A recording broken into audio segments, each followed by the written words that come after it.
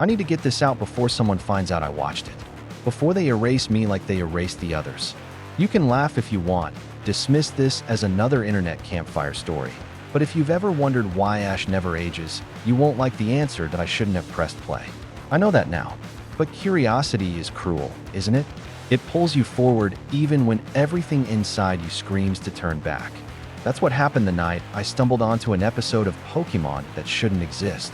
An episode one, swear to you, I saw with my own eyes. And yet, every trace of it is gone. No record online. No screenshots. Not even a whisper in the fan forums. At least not anymore. IT started like any other late-night nostalgia spiral, digging through old clips. Remembering the theme song.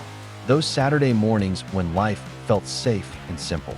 But when the file appeared, tucked away in a folder that seemed out of place, something inside me froze. It didn't have a title, just a string of corrupted characters, as though someone had tried to erase its name. Against my better judgment, I clicked .at first. It looked the same. The opening played. Ash, Pikachu, the journey beginning. But the music was slower, dragging, almost funereal. The colors were dull, like someone had drained the life out of them. I thought maybe it was a fan edit, some edgy reimagining.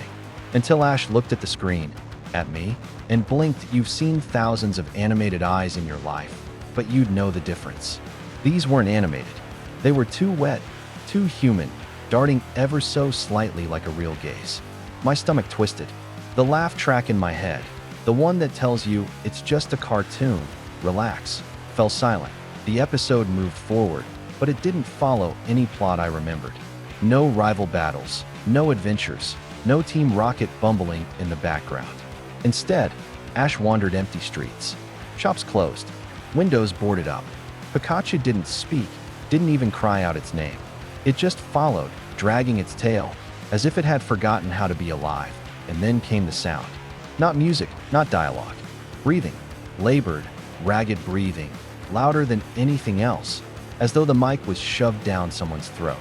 Ash stopped in front of a hospital door, his hand trembling as he reached for the handle. The screen flickered. For one frame.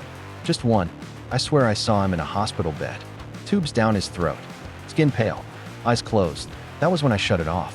My hands were shaking so badly, I nearly dropped the mouse. I tried to replay it, to capture a screenshot, anything, but the file was gone. Deleted on its own. Like it had only wanted to show me enough to ruin me. If this sounds impossible, I don't blame you. I wouldn't believe me either. But I can't forget the look on Ash's face. Because he wasn't a hero, not in that moment. He was a child, trapped in something far darker than a TV adventure. And the worst part? I think I wasn't supposed to see it. That's where this all began. Let me tell you how I found that cursed episode in the first place. You know that one show that shaped your childhood? The one you could hum the theme song to without even thinking. The one that felt less like a cartoon and more like a part of you? For me, it was Pokémon. Saturday mornings meant cereal bowls too big for a kid my size, sitting cross-legged in front of the TV, eyes wide as Ash and Pikachu raced toward another adventure. My parents thought it was harmless, a bright, wholesome story about friendship and perseverance. But for me, it was more than that. It was safety, a world where problems could be solved with courage, where bonds between people and creatures were unbreakable, that I still remember the smell of those glossy trading cards fresh out of a booster pack, the thrill of pulling a holographic Charizard, the playground arguments about which Pokémon could really beat which. That world, in its strange way, raised me. Even years later, I'd find myself revisiting it. Old Game Boy cartridges with their batteries barely hanging on, reruns of the Indigo League, obscure trivia videos on YouTube. It felt like returning home. That's why I didn't think twice when nostalgia hit me hard one sleepless night. I was supposed to be working on something else, but I ended up on old fan forums instead. The kind of dusty corners of the internet where avatars are broken links and half the posts are from a decade ago. People trading VHS conversions of episodes that never made it past early airings, rough dubs from other countries, stuff only die-hard collectors would even know existed. And then I saw it. A post with almost no views, buried so deep I can't imagine how I stumbled across it. The title was garbled with numbers and symbols, like someone had mashed their keyboard. But inside the thread was a single download link. No description, no screenshots. Just a line that read, For those who know what this really means. At first I laughed. I'd seen plenty of scams like this before. Broken links, virus-laden files pretending to be lost media. But this one felt different. The account had no history, no other posts, and yet it had been created more than 10 years ago. Almost like someone had made it for this one upload, and then disappeared. I hovered over the link, my fingers shaking slightly, though I didn't know why. Something in my gut warned me, and maybe that's why I didn't click right away. Instead, I scrolled down, looking for replies. There were only two. The first, from 2014, read, "Don't. Seriously, you don't want this one." The second was even stranger. Posted last year, it said simply, "They took mine after I watched it. Be careful." I should have backed away, closed the tab, deleted my history, forgotten all about it. But curiosity doesn't let go that easily. I told myself it was probably just an unaired special, maybe something clumsily fan-subbed. My rational brain tried to keep it light. After all, Pokémon wasn't dangerous. It was the safest, most sanitized thing in the world. Still, the words burned in my mind. "You don't want this one." It reminded me of another moment, months earlier, at a flea market on the edge of town. A little stall with boxes of old VHS tapes, some labeled, some scrawled on with marker. Among the mess of forgotten sitcoms and bootleg anime, I saw one spine marked only with the familiar red and white Pokeball. I picked it up, excited like a kid again. But the vendor grabbed my wrist before I could slip it into my bag. "You don't want that one," he said. His voice was low, eyes sharp in a way that told me he wasn't joking. "Put it back." I did. Back then, I didn't think much of it. But when I saw that forum post, those words returned, clear as day. And this time, instead of listening, I clicked that it looked like Pokémon. But it didn't feel like it. The second the episode began, I knew something was wrong. The familiar opening song was there, but it crawled instead of raced. The tempo dragged, as if the music had been slowed down on an old tape deck. The guitars were flat, lifeless, the singers' voices deeper, distorted, almost mournful. I remember leaning closer to the screen, trying to decide if my speakers were broken. But no, the problem wasn't on my end. The colors didn't help. Pokémon was supposed to be bright, blinding, even, sunlit skies, vivid reds, electric yellows. Instead, everything looked faded, as though I was watching through dirty glass. Ash's hat was a dull maroon, Pikachu's yellow closer to mustard than lightning. Even the whites of the characters' eyes were gray, and then there were the eyes themselves. That was the first detail that made my skin crawl. Ash blinked during the intro. Not just a quick animation loop, but a slow, deliberate blink, his lids dragging shut like a real person fighting sleep. It was too smooth, too fluid, too human. When his eyes opened again, they didn't track the other characters. They tracked me. I laughed nervously, told myself it was some animation quirk, maybe a fan edit with overlaid effects. But the longer I watched, the less excuses I had left. The first scene should have been Pallet Town, bright and cheerful. Instead, the streets were deserted. No neighbors calling out, no Pidgey chirping in the trees. Just empty houses with curtains drawn. Ash walked slowly down the road, his backpack sagging like it weighed 100 pounds. Pikachu followed a few steps behind, its ears drooping. It didn't make a sound. Ash muttered something under his breath, too quiet to make out. The audio hissed with static, like the microphone had been pressed against fabric. I cranked the volume, but it didn't help. All I caught was a word that sounded like "wake." I wanted to stop watching, but curiosity pinned me to my chair. Every detail was slightly off in a way that demanded attention. The background music, if you could call it that, was just a single sustained note, buzzing low, like a hospital monitor. As the episode dragged on, more details piled up. When Ash passed the Pokémon Center, the sign was missing its letters, only a flickering red O remaining. The camera angle lingered too long on Nurse Joy's window, though it was dark inside. Ash kept glancing toward it, his lips twitching as if he wanted to speak, but he never did. And then there was Pikachu. Its animation looped wrong, repeating steps mid-stride. At one point it froze in place entirely, tail hanging unnaturally still, while Ash kept walking.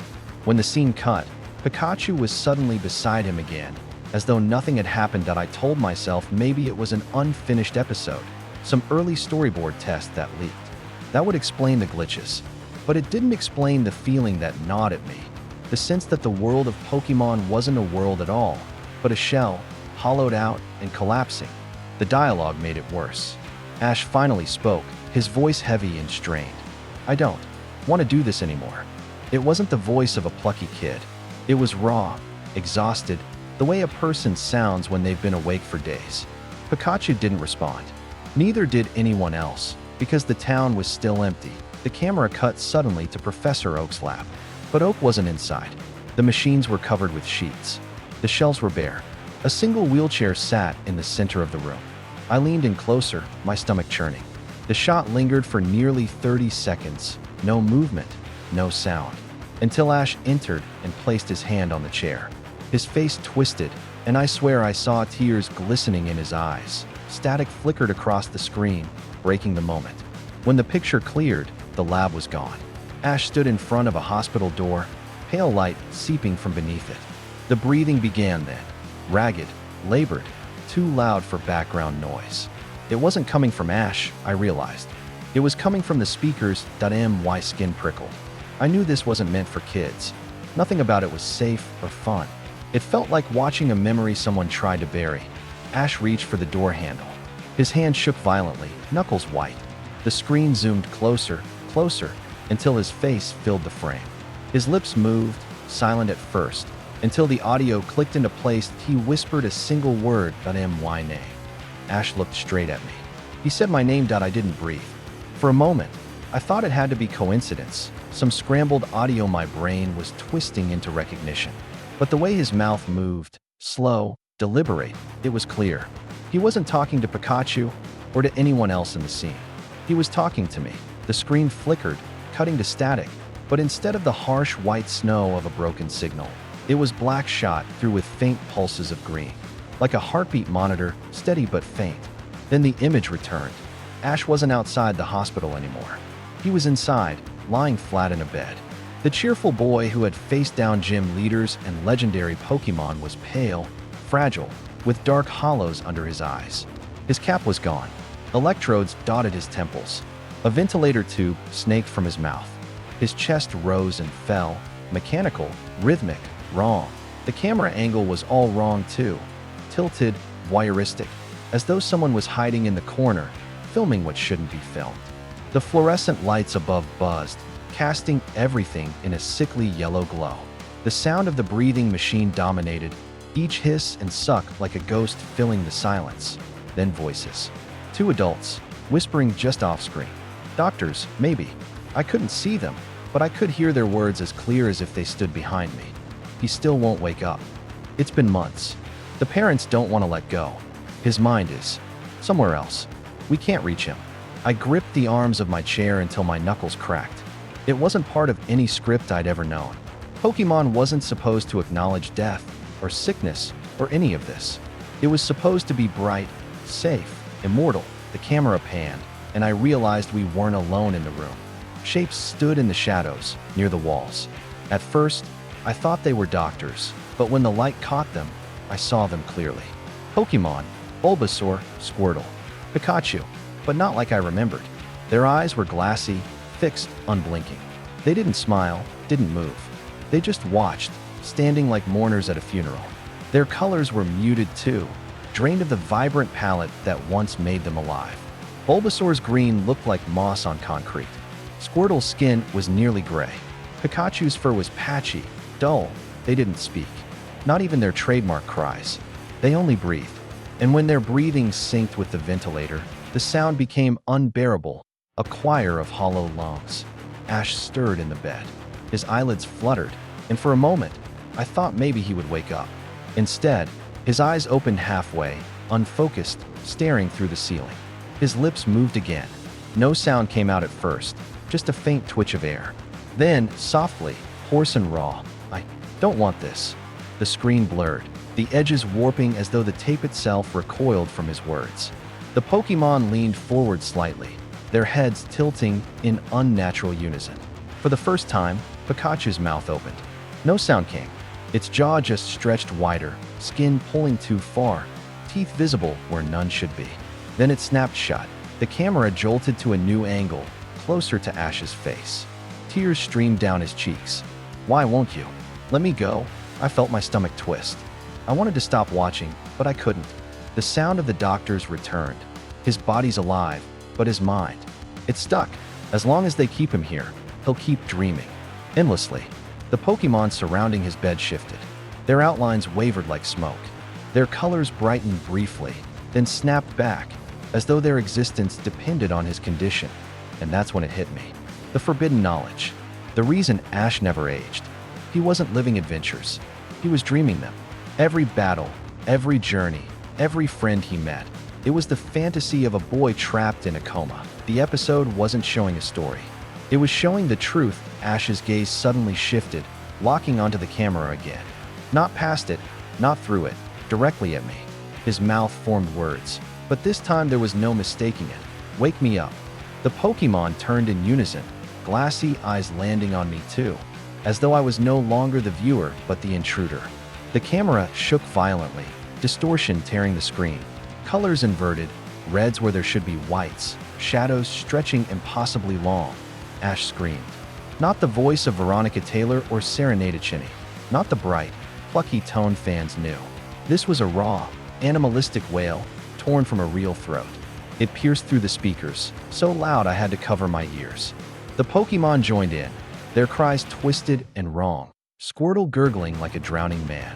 Bulbasaur shrieking in distorted bass. Pikachu's squeal stretched until it didn't sound like language at all. The walls of the hospital warped, melting into colors and static. For a second, I thought I saw Pallet Town again, but empty, lifeless, buildings caving in as if they couldn't exist without him. Ash thrashed in the bed, wires tearing free, blood seeping from his nose. His eyes rolled back. The camera lurched forward, closer, closer, until his face filled the entire screen. And then, in a whisper so faint I almost missed it, he said it again. My name. The tape cut. Silence. Black screen. No credits. No end theme. Just me, sitting in the dark, my pulse hammering in my ears that I stared at the monitor, waiting for something else, but it stayed black. The file closed itself. When I checked the folder, it was gone.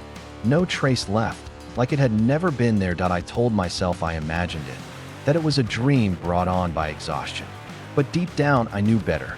I knew I had seen something I wasn't supposed to. Something meant to stay buried. And the worst part? The echo of Ash's voice wouldn't leave me. That plea, that whisper of my name. I wasn't supposed to hear it, but I did. Every time I posted about it, the comments disappeared. At first, I thought it was a glitch. I typed out my experience in detail on a Pokémon nostalgia subreddit. The distorted tape, the hospital scene, Ash whispering my name. And within minutes, the post was gone. Not reported, not downvoted, just vanished. I tried again on a smaller fan forum. Same thing. My words would appear, other users would briefly react.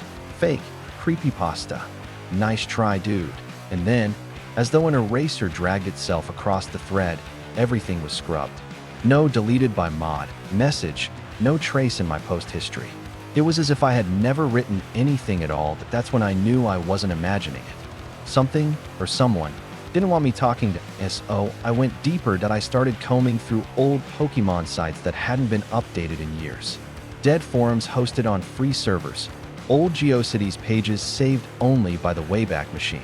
Most of them were harmless nostalgia, episode guides, sprite sheets, fan art, but scattered in the cracks. Buried in posts from over a decade ago, I started to find whispers, threads with titles like Ash Never Wakes Up, The Hospital Theory, Censored Episode, Game Freak Scrapped Project. The posts were fragmented, written by users with accounts long since abandoned. One claimed an unaired episode showed Ash in a coma, surrounded by ghost-type Pokémon. Another described an early animation reel where Ash looked straight into the camera and said words the voice actors swore they never recorded. Most threads ended abruptly, not with arguments or conclusions, just silence. Like someone pulled the plug mid-conversation. One night, I stumbled across a forum archive hosted in Japanese. I had to use clunky translations just to piece it together. The thread title burned itself into my brain. The Boy Who Won't Wake Up. The users there weren't theorizing. They were reporting. One post, barely coherent through the broken translation, said, "We saw it. Not supposed to air. The boy is trapped. The monsters breathe with him. Stop asking questions." Another, My cousin worked at the studio. He told me it was too cruel, too real, not for children. The deeper I went, the more I felt like I was trespassing. Even so, I couldn't stop. I started screenshotting everything. Threads, fragments, usernames, dates. My desktop filled with them. The files felt like evidence, pieces of a puzzle no one wanted completed. Then the private messages began. At first, they were harmless. Trolls, probably. Wake him up, one said. Another, check under your bed, Pikachu is waiting. I rolled my eyes, deleted them. But then there was one that stopped me cold. It came through a Pokémon fan Discord I hadn't used in months. The username was just 3 letters, NTR. The message read, "You saw the tape. Stop looking. They erase because they can." I froze. I hadn't told anyone about the tape itself. Not in detail. Not the way I saw it. I only mentioned the hospital scene vaguely in the post that disappeared. I typed back, "Who are you?" The reply came instantly. "I used to work on the show." On the cuts no one was supposed to see. I stared at the screen, my pulse thudding in my ears. It had to be a joke. A troll who got lucky. But then another message popped up, like a knife pressed to my ribs. He's not dreaming the world. The world is dreaming him. I sat there in the glow of my monitor, unable to look away. For the first time since finding the tape, I wished I hadn't pressed play. And that's when they offered me something I couldn't ignore. "Do you want proof?" We weren't supposed to let that cut leave the studio. That was the first line of the message that made me realize I wasn't dealing with some bored troll.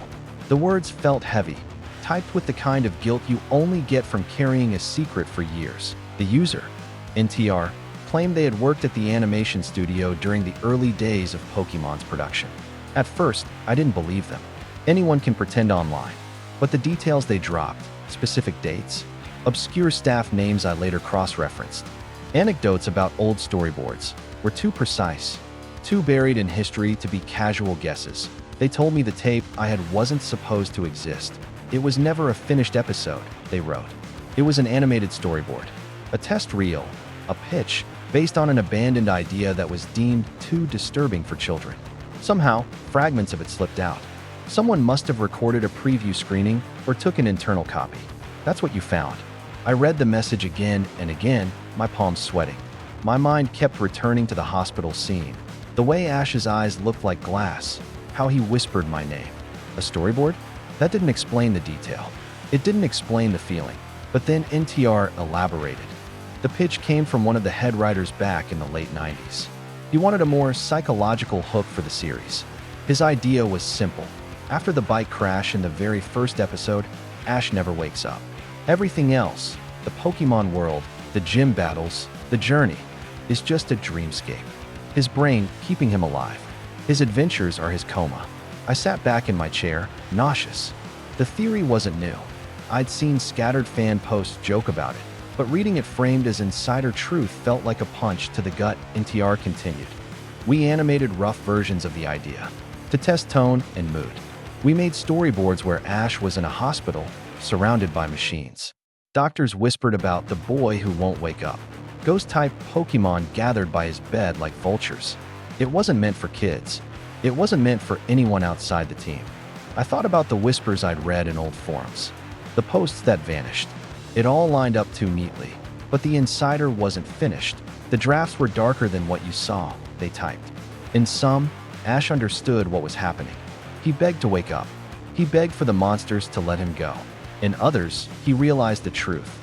If he woke up, the world, his friends, Pikachu, everything, would die with him. The choice was too heavy. That's why the project was scrapped. Corporate wanted bright colors, catchy music, merchandise. Not a nightmare about a boy trapped between life and death. I could almost hear the bitterness dripping from their words. A creative wound that never healed. I typed back. So why does the tape exist at all? A long pause. Then, finally, because someone wanted it to. Maybe a staffer who disagreed with the decision. Maybe a collector who thought they could sell it years later. But the truth is, those scenes weren't supposed to survive. They ordered them destroyed. Most of the tapes, the storyboards, the reels, they're gone. Incinerated. I shivered, staring at the blinking cursor. Most, not all. NTR must have sensed my thought. Another message appeared. There are other tapes, other cuts, different drafts, but you'll never find them. And if you try, Someone will make sure you stop. That was the first time I felt something watching me. Not in the room, not behind me, but through the screen. Like eyes pressed against the glass from the other side, I wanted to close my laptop. I wanted to delete the messages, walk away, forget. But curiosity is poison, and I was already infected that I asked the question anyway. Why are you telling me this? Their reply was almost weary, because you already saw it. And once you see it, you can't unknow it. It changes you. Better to understand than to stumble blind. The chat went silent after that. No more replies, even when I begged for them. Just a blinking green status light that eventually dimmed that I sat alone, rereading every word. The tape, the coma, the drafts that were too dark to exist. My childhood show reframed as a half-buried horror. A corpse under glossy merchandise, and even with their warning burning in my brain. I knew what I had to do, that I had to watch the tape again. The tape didn't just play. It reacted.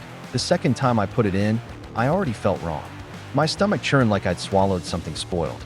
The room was dark except for the flicker of the old TV screen. And for a heartbeat, I thought maybe the glow was pulsing in time with my pulse. The VHS whirred and hissed, louder than before, as if it were breathing. This wasn't nostalgia anymore. This wasn't even horror in the usual sense. It felt like trespassing into someone's nightmare. The opening theme started, but it was slower. So slow that every note dragged like a funeral bell. The cheerful guitar riff bent and twisted into a minor key. The colors were washed out, more like old watercolors than anime cells, each stroke bleeding into the next. Pikachu didn't jump into Ash's arms. He stood still, tail drooping, eyes wet. And then the crying started. It was faint at first, like a baby somewhere behind a closed door. Then louder. Not background music, not a sound effect, sobbing. It rose and fell with the animation. Misty's eyes flickered toward the camera for an instant too long, like she knew someone was watching. Brock opened his mouth to speak, but static covered his words that I leaned closer. My hands were damp. When the first Pokémon battle began, the distortion grew worse. Pikachu's cheeks didn't spark, they smoked. Little trails of gray curling up like incense. The crowd in the stadium wasn't moving anymore. They were silhouettes, their faces blurred like censorship bars. Ash shouted a command, but his voice cracked. And for the first time I could hear the real voice actor underneath, panicked, as if reading lines that weren't supposed to exist. Then Pikachu turned its head toward the screen. Toward me, its mouth moved. Human words slid out in a broken whisper. Wake up. I recoiled so hard my chair tipped. The sound was wrong, like two recordings layered, a child's voice and something deeper beneath it. I scrambled for the remote but couldn't find it. My hand brushed something warm on the carpet. I looked down, but nothing was there. On the screen, Ash was screaming. Not yelling for an attack, screaming. His voice ripped like paper. Wake up, wake up, wake up. The frame jittered. Static filled the room like a snowstorm. My vision swam. I felt nausea spiral up my throat, my ears ringing as if I'd stood too close to an explosion. The air seemed heavier, thick with a smell like burnt plastic.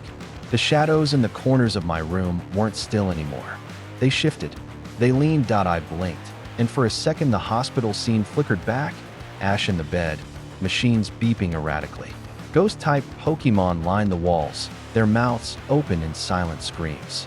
The doctor leaned over and whispered something directly at me, though his lips didn't match the sound. Stop watching. The TV's glow brightened until the entire room was washed in pale light. My hands shook. My skin prickled with static electricity. I swore I could hear voices right next to my ear, whispering words I couldn't quite catch. My heart was hammering so loud it felt like the tape was playing it back. On screen, Misty walked to Ash's bed. She placed her hand on his chest, but her face was wrong, painted over, features melting like wax. Pikachu climbed onto the bed and stared at me again. Wake him up, it said. This time clearly, not a whisper. A command. I staggered back, pressing against the wall. No, I muttered. This isn't real. But the screen pulsed, the black bars at top and bottom squeezing tighter until it felt like the whole image would explode out. Ash's eyes rolled open, pupils pinpricks of static. He looked right at me. You're here, he croaked. Help me. That was the moment I realized the episode wasn't just playing. It was listening. I clapped my hands over my ears, but the sound crawled under my skin anyway. A chorus of voices, high and low, all repeating the same thing. Wake up, wake up, wake up. The room tilted. My vision fuzzed like bad reception that I stumbled forward, trying to hit the eject button, but my fingers went through the VCR slot as if it were water. My heart lurched. The tape hissed louder. The image of Ash flickered. Then he screamed again, a sound so raw and desperate it felt like it was tearing open the walls. Wake up! The TV went black. For a second, everything was silent except my breathing. Then a new sound, a faint whispering behind me, as though someone were leaning close to my neck. If you think this sounds fake, it said, you need to hear what happened next. I turned, but there was no one. Just the room, dim and wrong, the shadows still moving faintly. My stomach heaved. I couldn't tell if I was still sitting or standing that I blinked once, twice. The room snapped back to normal. The TV was off. The VCR slot was empty. The tape was gone. I looked around in a panic, under the TV stand, behind the furniture, even in the trash. Nothing. Only a faint smell of ozone and a ringing in my ears like distant applause that I stood there, shaking, trying to piece together what I'd just seen or what had seen me. And then I realized, if the tape had vanished, it meant either I had imagined everything or someone had taken it back. Either way, the real nightmare was only beginning. That I haven't slept in 3 days.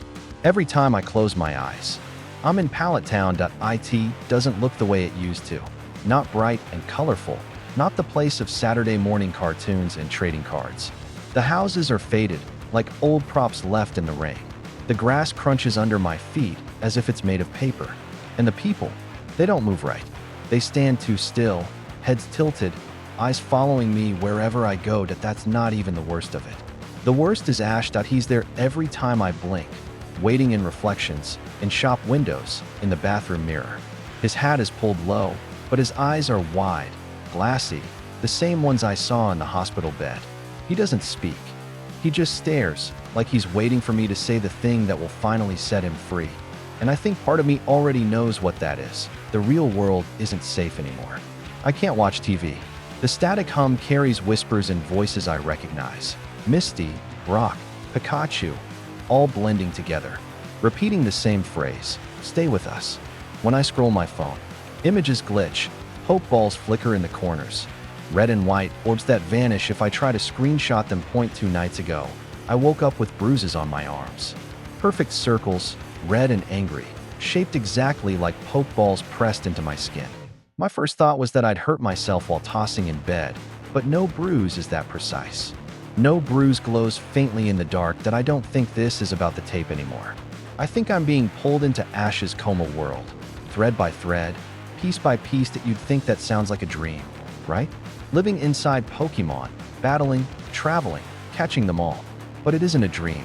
It's a cage. The gym leaders don't smile. The trainers don't blink. The Pokémon cry, but the cries don't stop. They go on, looping endlessly, like broken recordings. And every time I hear Pikachu, the voice isn't the same as I remember.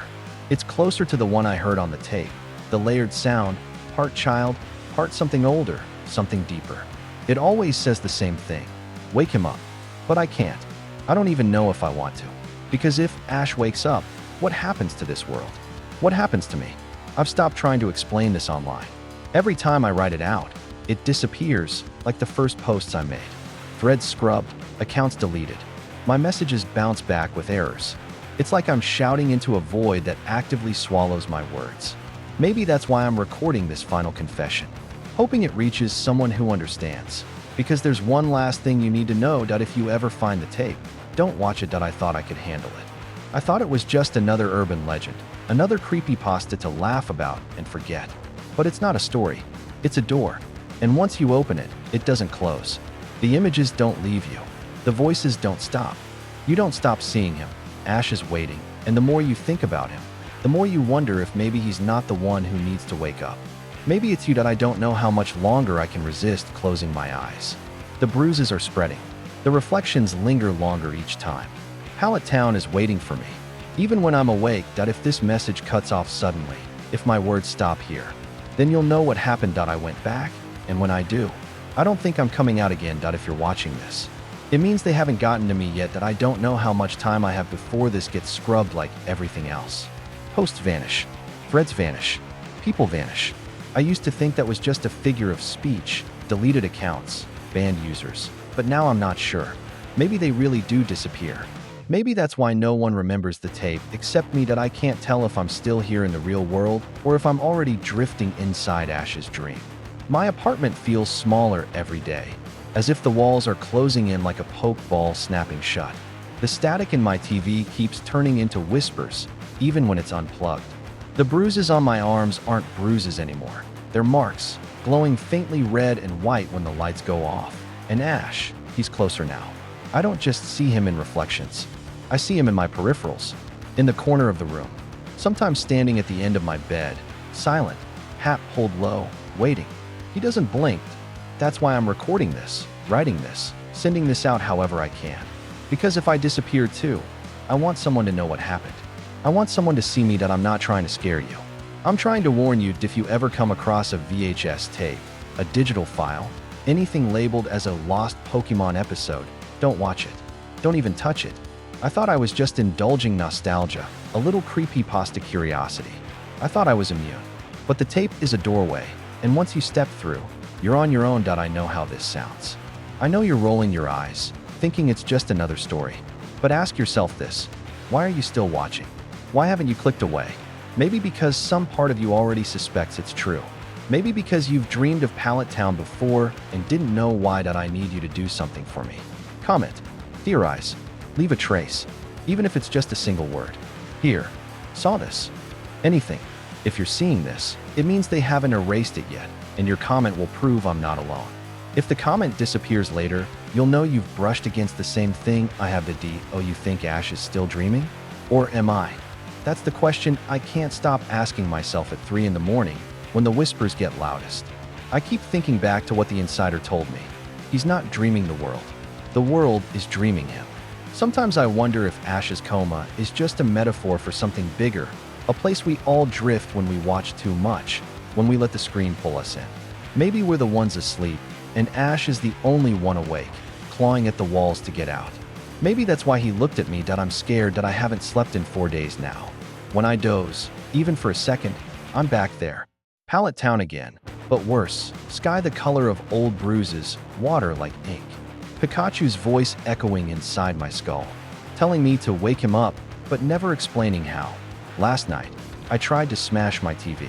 It wasn't even on, but I could see faint shapes flickering in the dark glass. Doctors, ghost Pokémon, Ash's hospital bed. When the screen cracked, the static hissed like a snake and the shapes scattered like bugs under a light. I think they're angry now that I don't have much time.